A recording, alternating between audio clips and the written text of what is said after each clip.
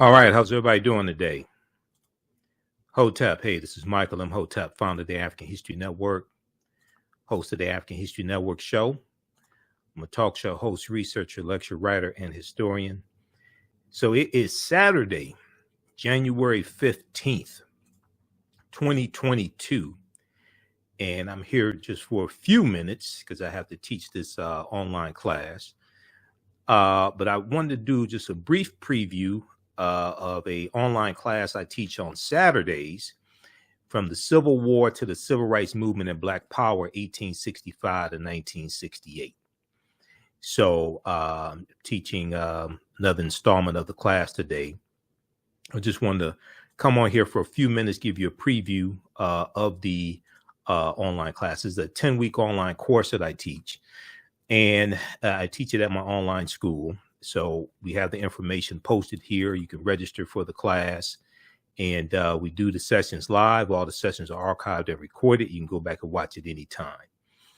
So in today's class, we're going to pick up at the end of World War II, okay, which ends in 1945, September 2nd, 1945. And one of the things we're going to deal with is how the GI Bill discriminated against African-American World War II veterans. I've talked about this some before, and we're going to deal with this in the class. And they were discriminated against when it came to taking advantage of the benefits they earned, being able to get low interest loans through the GI Bill, also being able to get money to go to college, and being able to get money to start businesses. And this is going to contribute to the racial wealth gap. Okay, the GI Bill, which was the last, which was the last bill of the New Deal coming from President Franklin Roosevelt. The GI Bill has contributed significantly to the racial wealth gap. So we're going to talk about the GI Bill today. Also, we'll deal with the Baton Rouge, Louisiana bus boycott of 1953.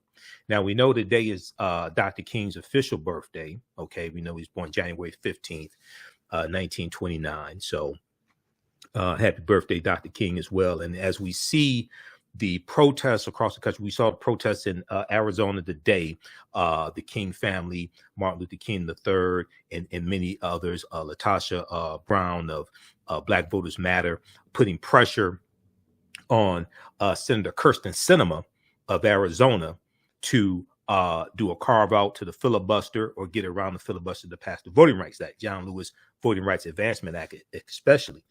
As we see all this unfold, this is all related to history. Okay, and these are things that we deal with on the African History Network show and in the class, etc. And one of the things that we're going to talk about today, as well as on my Sunday show, and my radio show is on Sundays, 9 p.m. to 11 p.m. Eastern Standard Time, the African History Network show, is Dr. King in his last speech, April 3rd, 1968. He said that we have to always anchor our external direct action with the power of economic withdrawal. We have to always anchor our external direct action with the power of economic withdrawal. And he was talking about economic withdrawal strategies, economic boycotts. And this is one of the things that's missing here with the voting rights movement. This is one of the things that's missing. There's no economic withdrawal strategies to target these corporations. This is something I talked about on Roland Martin Unfiltered yesterday. And I don't understand why these civil rights organizations are not doing that. Okay, so we'll talk about that some more on Sunday show. But I wrote an article dealing with, I wrote an article back in December 15th, 2015, and I've updated it a few times. We posted the article today on our Facebook fan page, The African History Network, because I write articles as well. So I'm so busy doing radio. I do radio 5-6 days a week. I do Roland Martin Unfiltered on Fridays. I haven't written an article in some time. So I've written, I think maybe about 60 articles, something like that. You can read all of my articles at our website, AfricanHistoryNetwork.com, AfricanHistoryNetwork.com, right on the homepage. Just click on read articles by Michael Imhotep. But this is an article I wrote December 15, 2015, and I just updated it today.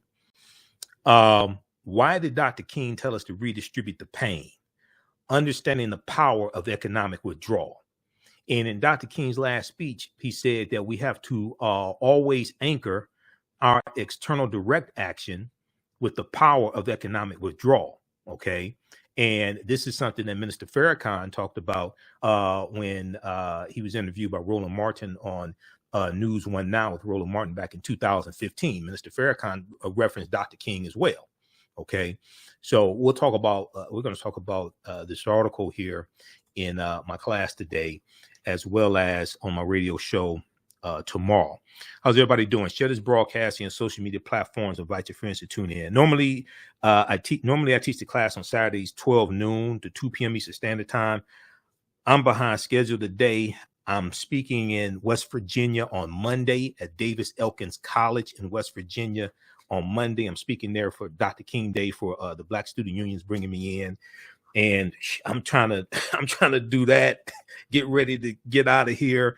There's my first flight was canceled because of the storm that's hitting the East Coast right now. So I had to spend an hour this morning getting rebooked. I'm working on this. I'm working on the content of the show for Sunday night, all this. So I'm behind schedule today. Okay. So I'm just glad to be here. All right.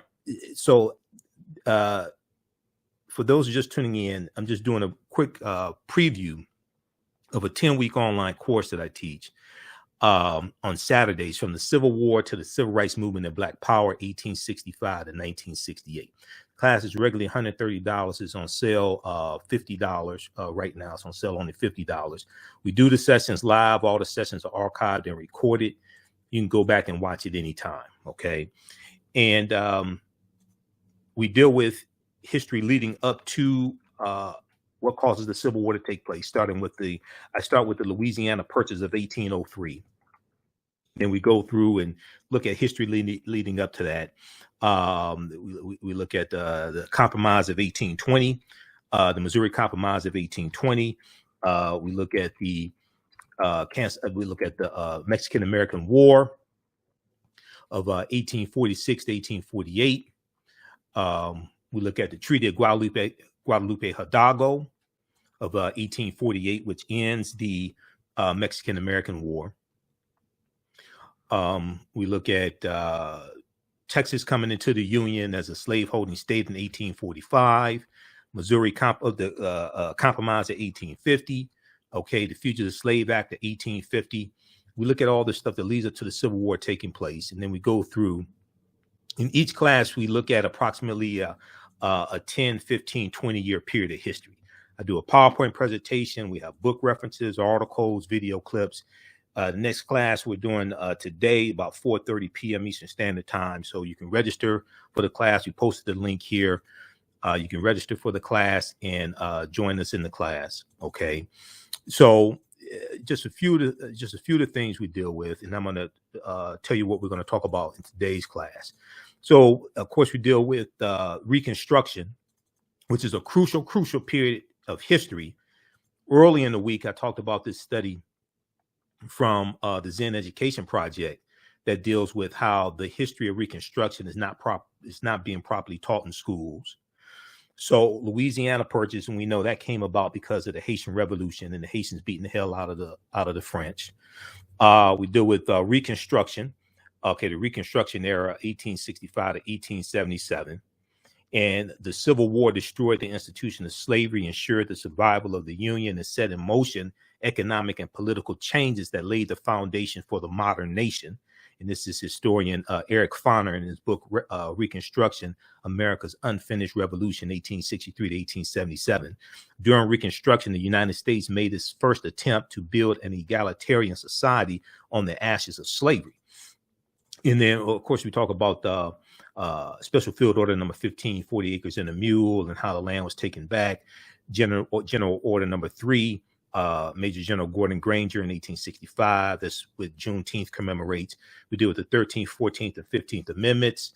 We talk about the Black Freedmen Indian Treaties of 1866 and people like Sarah Rector, who was the richest Afro-American girl in the country. Her parents were of enslaved Creek ancestry, and she got land because of the Dawes Allotment Act of 1887. Her and her family, and oil was discovered on her land, and she became a millionaire.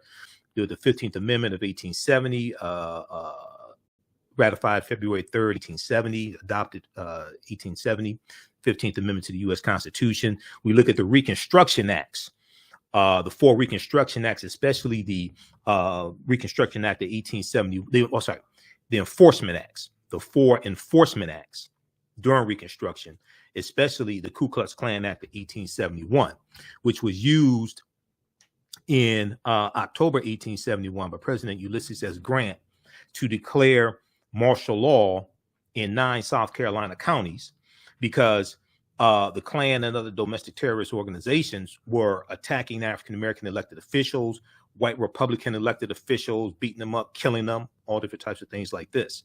So martial law was declared, and the Ku Klux Klan Act was put in place directly targeting that domestic terrorism that was happening, especially in the South, which was targeting elected officials.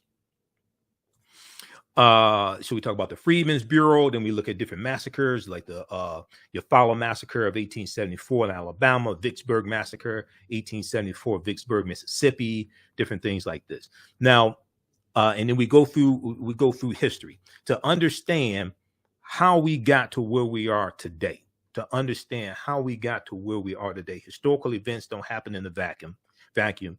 They are the culmination of a sequence of historical events that take place that lead up to larger events happening.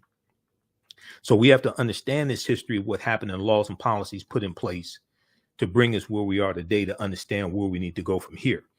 And then after Reconstruction ends with the Compromise of 1877 between the Republicans and the Democrats, the Compromise of 1877, then we're going to see Jim Crow laws put in place. This is before Plessy versus Ferguson, 1896, but we're going to start seeing a reversal even before they start rewriting the state constitutions to suppress the vote of African Americans. We're going to see changes made when it comes to public accommodations and transportation.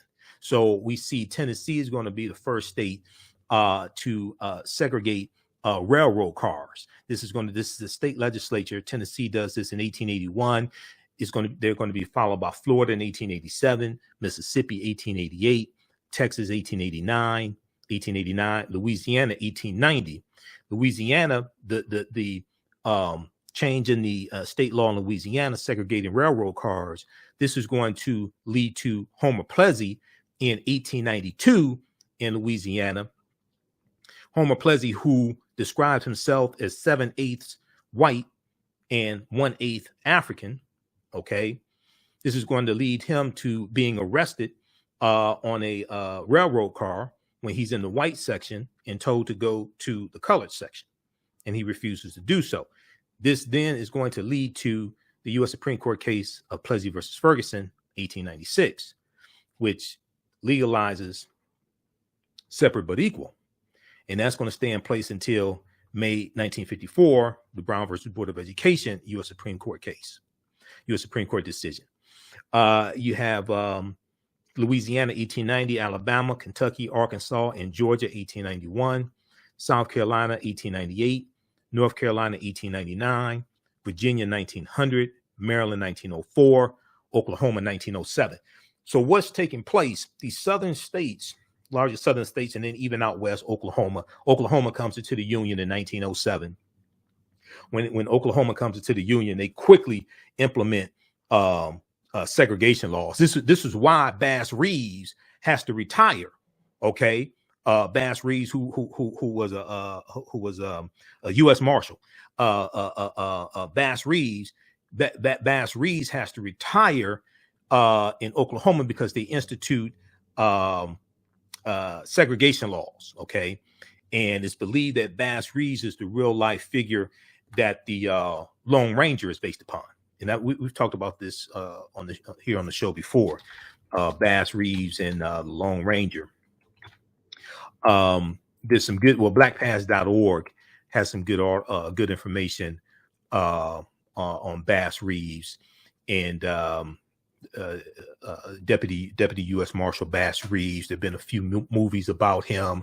There's the book. Was it Silver Star? I think it is. Yeah, Bass Reeves, Black Gun, Silver Star, the life and legend of Frontier. Black Gun, Silver Star, the life and legend of Frontier Marshal Bass Reeves, okay, by Art T. Burton. Okay, and I have that book. It's in another stack of books here. I've got a bookshelf behind me. I've got a stack of books to the right of me, and then I got 2 stacks of books in the front of this desk. Okay, this book right here is about Bass Reeves, the legendary lawman who's believed the Lone Ranger character is based upon.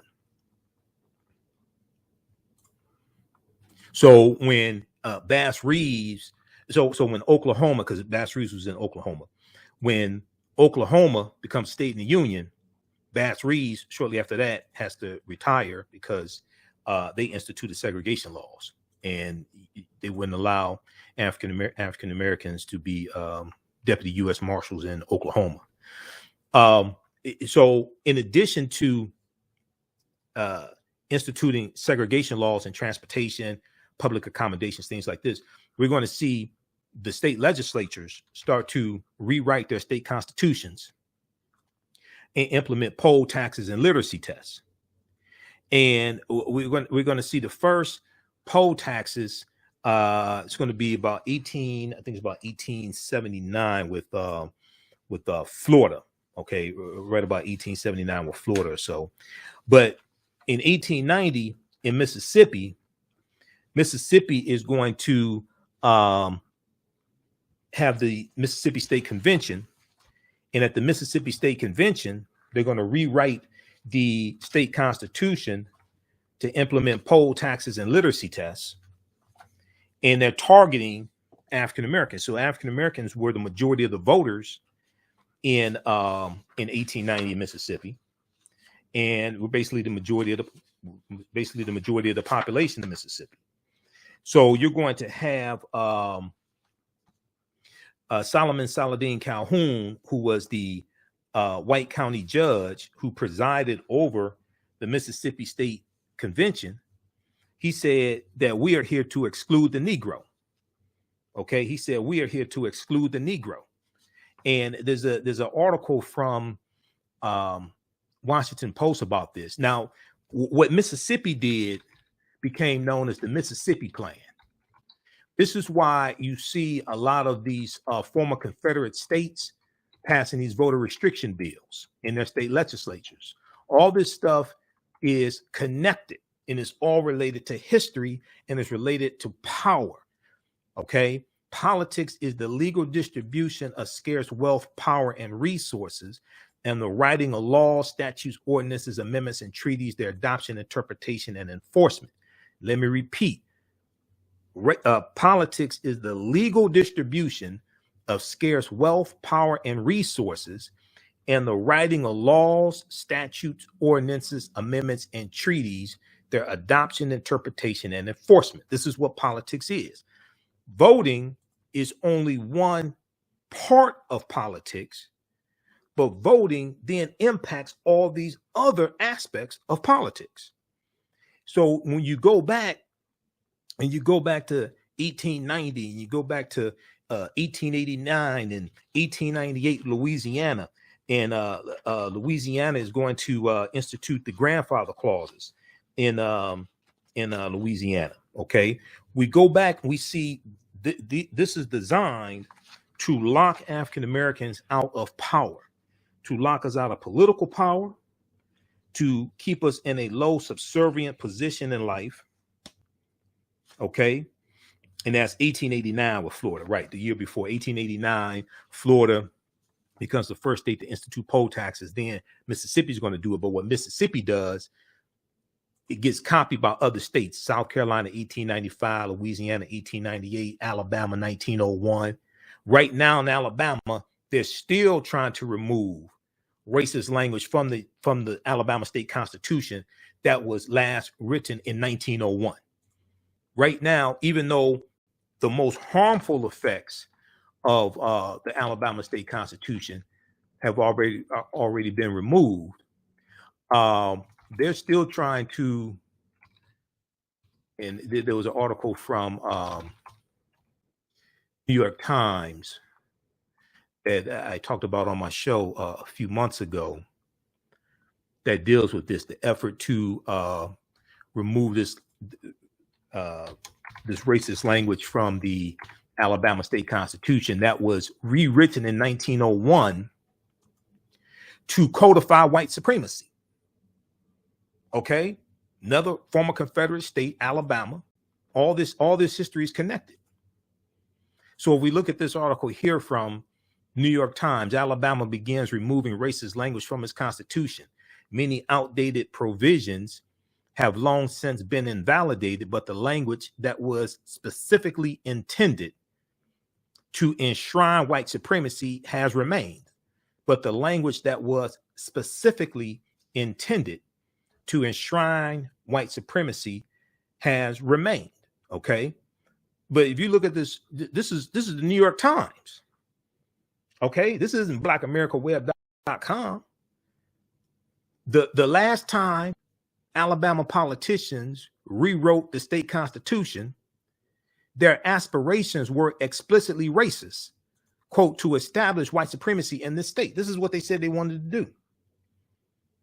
Quote, the new constitution eliminates the ignorant Negro vote and places the control of our government where God Almighty intended it should be, with the Anglo-Saxon race, end quote, said John Knox, the president of the Constitutional Convention in 1901 in Alabama that rewrote the state constitution. He said this in a speech encouraging voters to ratify the document that year, 1901. 120 years later, the Jim Crow era laws that disenfranchise African-American voters and enforce segregation across Alabama are gone, but the offensive language written into the state constitution in 1901 remains. Now, as communities across the South reconsider racist symbols and statues, activists in Alabama who have labored for 20 years to convince voters that rewriting their constitution is important and long overdue, now they see an opportunity to get it done because the constitution was rewritten in 1901 to suppress African Americans. And when Reconstruction ended, because if you go back to 1868, okay, this is why we have to understand history, and the people's history and culture teaches them how to deal with the problems of the past and the present and the future to meet the needs of the community. There was an education project has this piece, and I think it was I think this is the right one. The Alabama Constitution of 1868 during Reconstruction. Okay. And this Constitution, let me pull this up here. This Constitution, where is that? This Constitution was written to be beneficial to African Americans. It could be the Zen Education Project.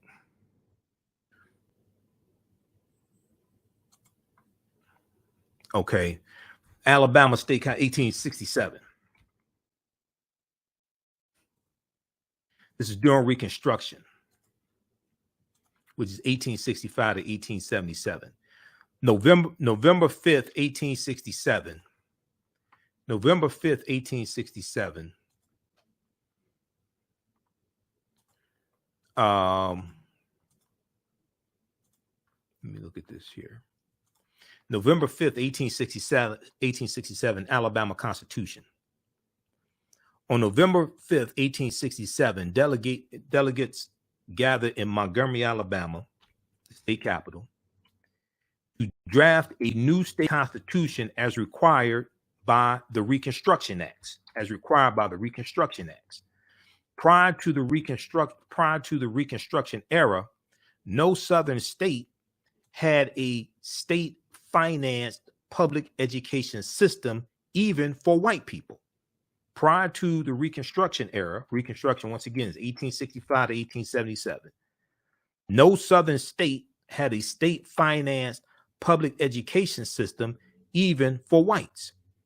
Alabama's new constitution established a centralized board of education and mandated that schools receive 20% of state revenue. By 1871, nearly 55,000 African Americans and 87,000 white children were attending public schools because of the new Alabama State Constitution of 1867. By 1871, nearly 55,000 African American and 87,000 white children were attending public schools. One of the delegates to the Constitution was James Rapier, who promoted an alliance between free people and poor whites. The advances from the Constitution ended in Alabama and elsewhere with the brutal attacks on Reconstruction and the rewriting of the Alabama State Constitution in 1875 toward the end of Reconstruction. Because the white supremacists are getting back control of the state legislatures and reversing the progress that was made. The advances from the Alabama State Constitution of 1867 in Alabama and elsewhere, they're going to end with the brutal attacks on Reconstruction and the rewrite of the Alabama State Constitution in 1875. Okay, so check this out right here. And then you look at the states that are passing these not just voter suppression laws targeting critical race theory, but they can't tell you what critical race theory is. It's largely these southern former Confederate states that are trying to suppress what can be taught about history, the history of slavery, civil rights history, all different types of different things like this. Okay, because a lot of them don't want the truth to get out. A lot of them don't want the truth to get out. All right. Now, this article here we talked about earlier in the week. Okay. And I have a subscription to Time. I have subscriptions to a lot of these news outlets because I do so much research. So if you watch our show, we're on 5-6 days a week, you know it. I guess I'm in Google Chrome. So I guess I'm not logged in here in Google Chrome. I'm logged in Firefox.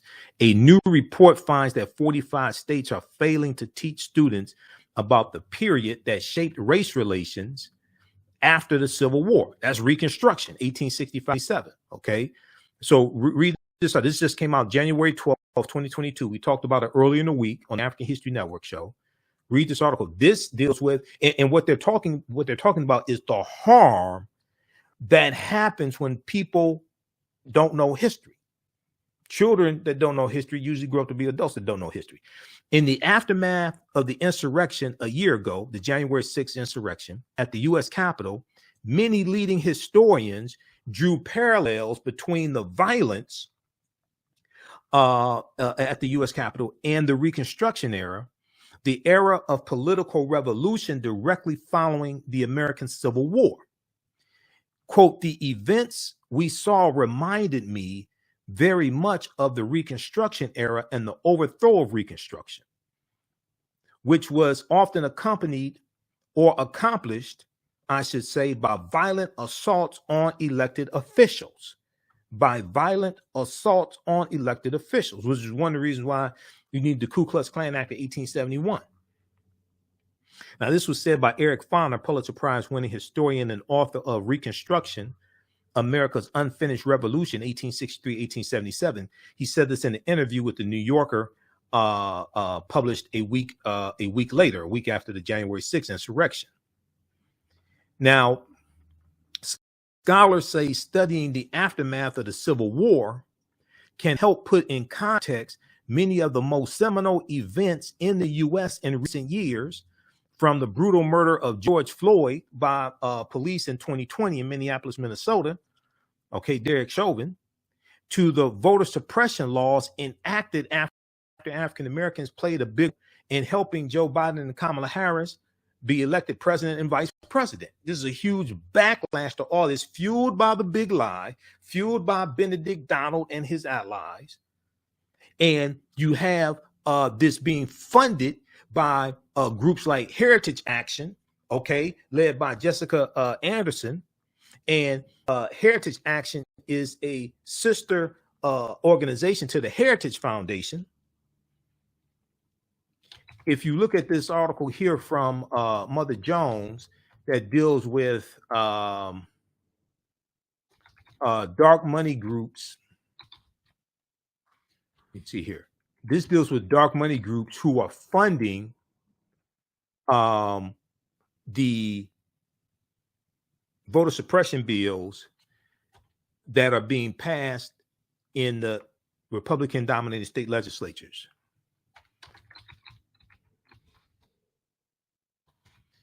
Let me pull up this article here. We've talked about this here on the show. All this that's taking place now is connected to history and connected to the Civil War, Reconstruction, and the Compromise of 1877, what happened after Reconstruction ended. That's not the one I want. I want this one here. There was a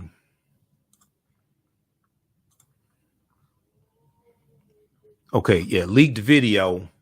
This one here by Mother Jones.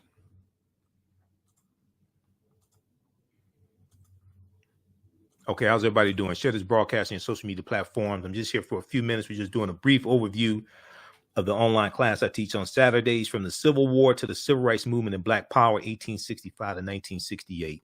We posted the link here. You can register for this class. It's regularly $130. It's on sale $50. It's a 10-week online course that I do at my online school. We're about to start in a few minutes here. I'm running behind.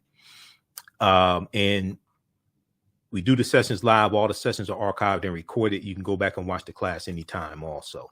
So a year from now, if you want to go back and watch the full class, you can.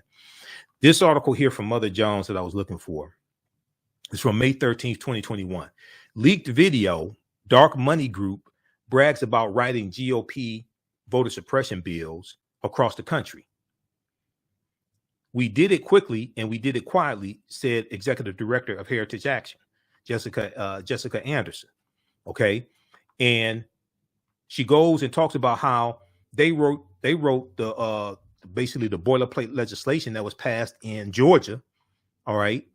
And in a private meeting last month with big money donors,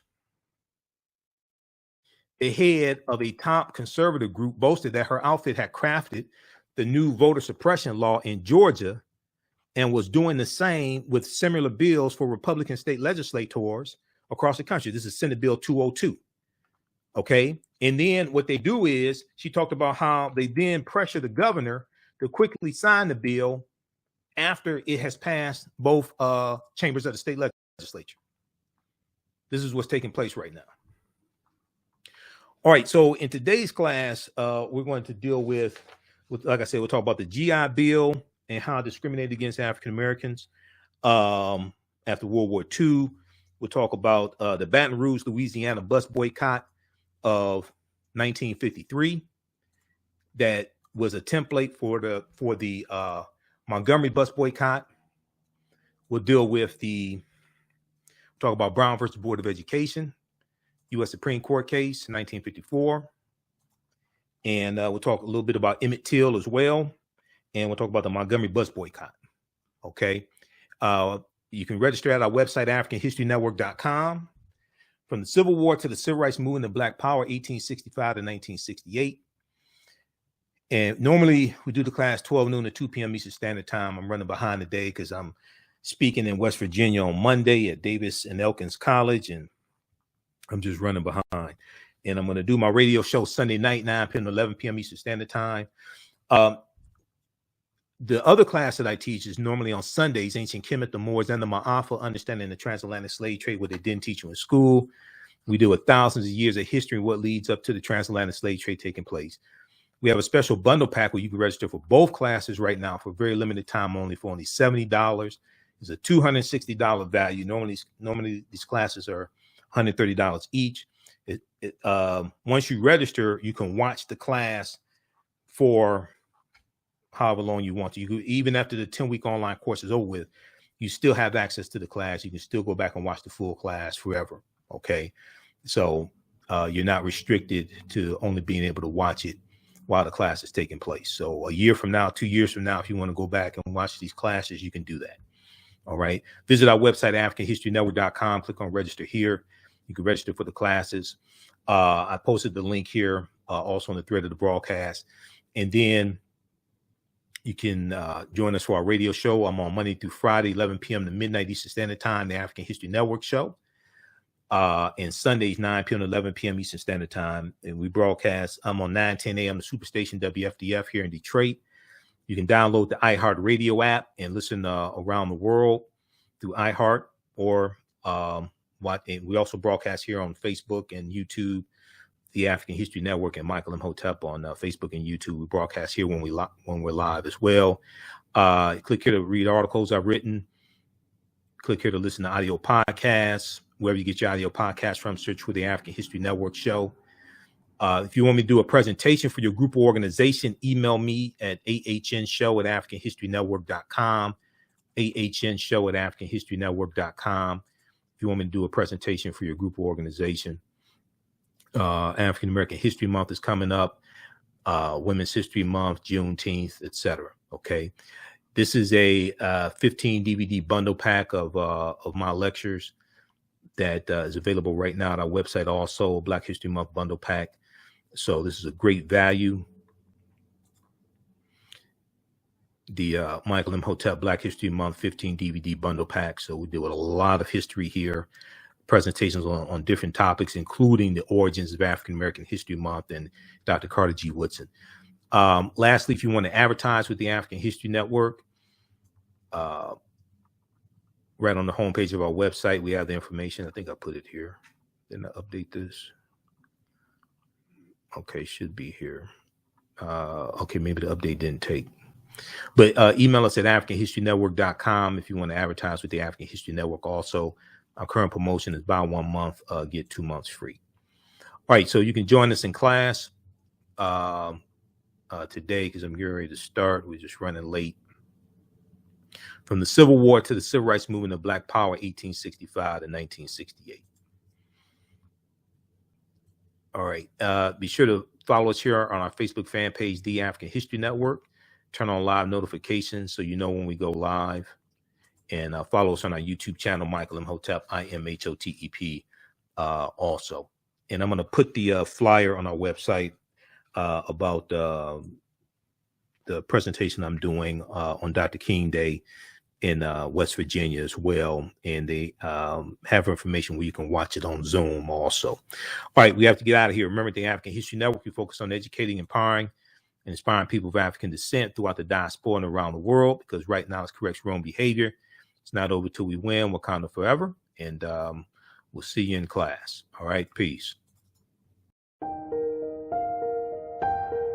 What does self-care mean to you? To us, it's an opportunity to reconnect with nature.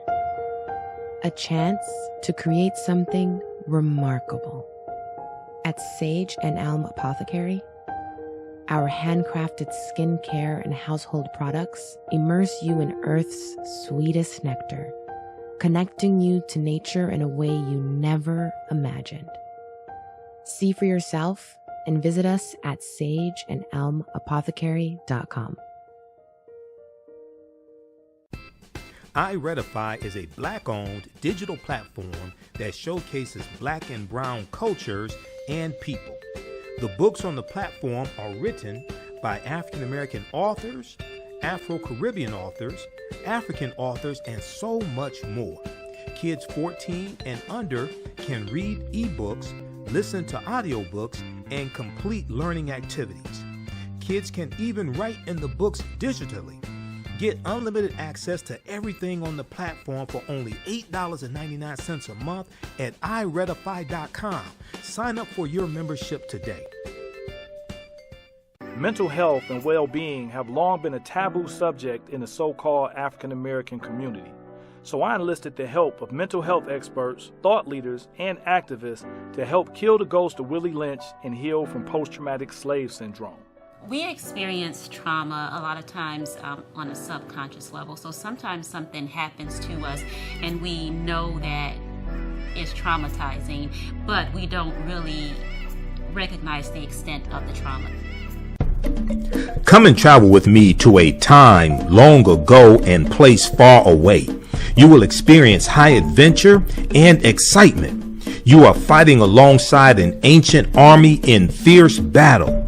Feel the exhilaration of struggle and final conquest. My name is Menenkere, and I am both a prince and a priest in one of the most advanced civilizations humans have ever produced. I want you to ride with me in my chariot as I slay the barbarians who have come to invade my land. I invite you to sit at the conference table with the great Pharaoh Taharka and his ministers as they plan intrigue and use subterfuge to outmaneuver and defeat the enemy. Come back with me to the land of your ancestors, to the beautiful land of Kemet. So open the pages of this book and begin the adventure.